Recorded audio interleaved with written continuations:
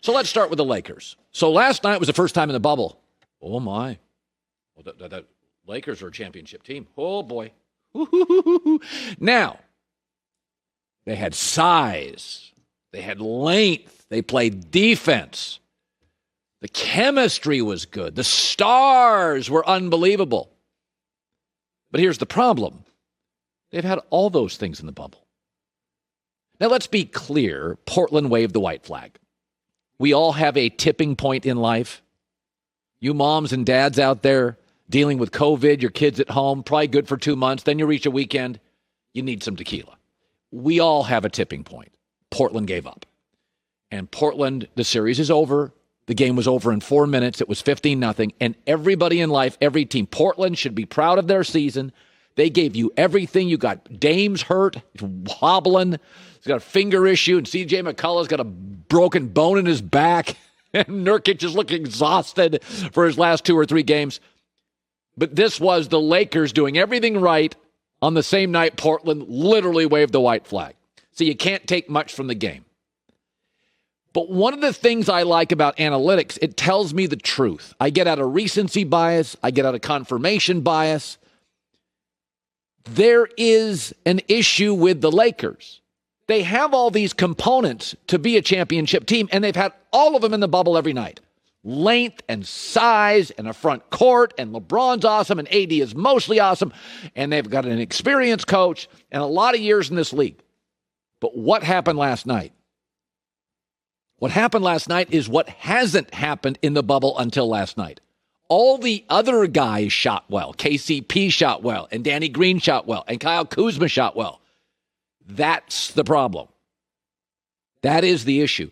If you look at 2 numbers for the Lakers this year, they're 29-0 when they've shot 50%. That's not on LeBron and AD. AD shot 50% for the season. LeBron shot 49.5%. They're always shooting 50%. They're 20-1 when they shoot 40% on threes. The issue with the Lakers, they've had all of these championship components the entire bubble. The size, the length, the experience, LeBron, AD, a veteran coach. It's the other guys. That's the Lakers' issue. And last night, they all hit. Why? Was it because Portland gave up? Perhaps. Was it because it was Kobe Day? 824 commemorative jerseys that emotionally, those other players, those fringe guys were all emotionally captivated and moved. I don't know. But when I watched the Lakers last night, I'm like, yes, they look like a championship team last night. But it's not LeBron and AD or their size or their rebounding or their defense or their length or their experience. I've seen all of that every night in the bubble. When the other guys deliver, this is why I think LeBron James has been frustrated. LeBron sees the same thing. Last night they had JaVale McGee on the court with LeBron, with AD, and with KCP, just those 4 guys. And I was sitting there watching thinking, this has to be the longest team in the league. It just looked like giants. Portland looked tiny and small and outmatched and outclassed physically. And LeBron is too smart not to see the truth.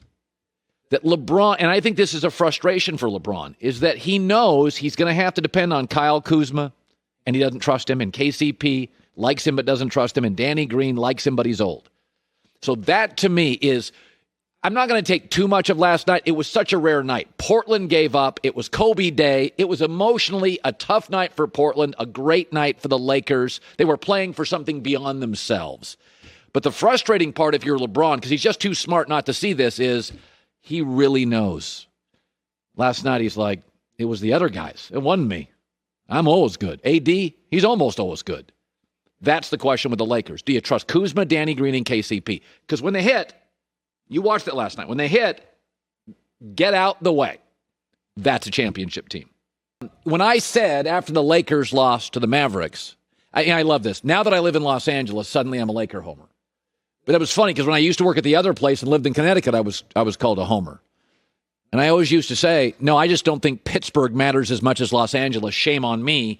L.A. is the entertainment capital of the world. I'm going to acknowledge that it exists in sports because the place I used to work at doesn't. acknowledge it. So I used to be the guy that would acknowledge that Los Angeles is actually more important than Buffalo and Pittsburgh. And I got labeled the West Coast homer, which is nonsense, because if I'm a West Coast homer, why do I keep saying, why do I keep crushing USC football, saying they're not relevant? Why do I keep saying the Lakers are not a championship team? And why have I downgraded the Rams much sooner than anybody else nationally? So let's talk about the Clippers beating the Mavs. They will. But it's a tight series, which is not a shock. Patrick Beverley is out. They don't get home court advantage in the bubble. So let's talk about the Rockets. Lost last night to Oklahoma City. Series tied at 2. Probably should be. Russell Westbrook is out. They don't get the home court advantage. Does everybody get what a disadvantage it is to be a favorite and not get home court advantage? Like, the bubble is great for underdogs. It's great for young players, because young NBA players usually freak out in the playoffs and melt. The crowds are bigger. They're more intense. There are no crowds. This is an AAU gym. It's a theater. So the young guys are flourishing. The old guys who need the juice in the first round because they know they're supposed to win, the James Hardens, the LeBrons, the stars that need the juice, Paul George, Kawhi Leonard, it's tougher for them. They love first round. They get home court advantage. They get the home crowd. They get the juice they need because they mostly sleepwalk through the first round. So this should be a close series. They basically finished this year with the same record, and Westbrook's out. This is what the series was going to look like. Can we stop?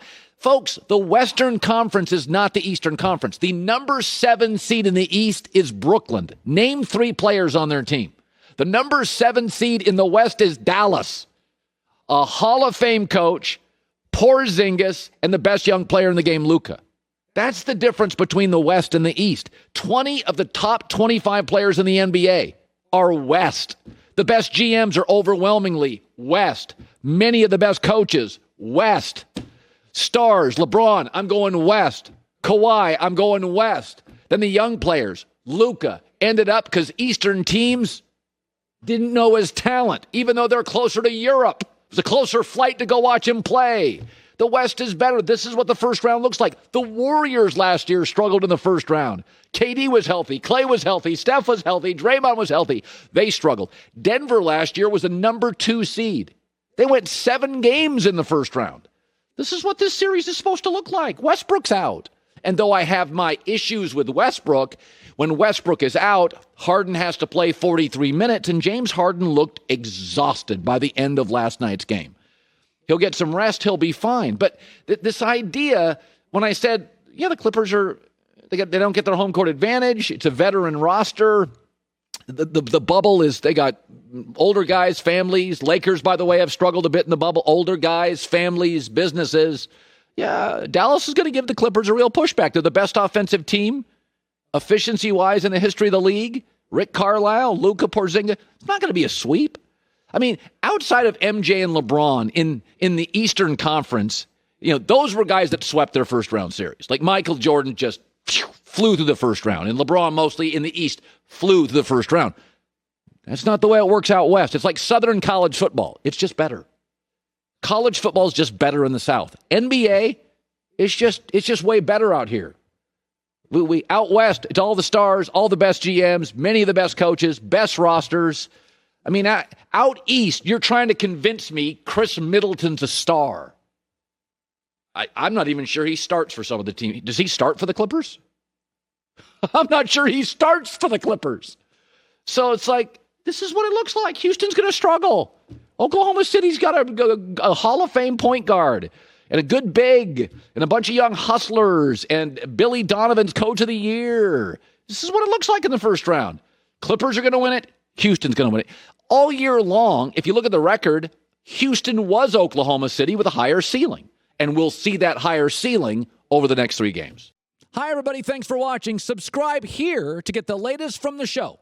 Also, be sure to check out more of the best clips from The Herd or go watch a few segments from other shows on FS1.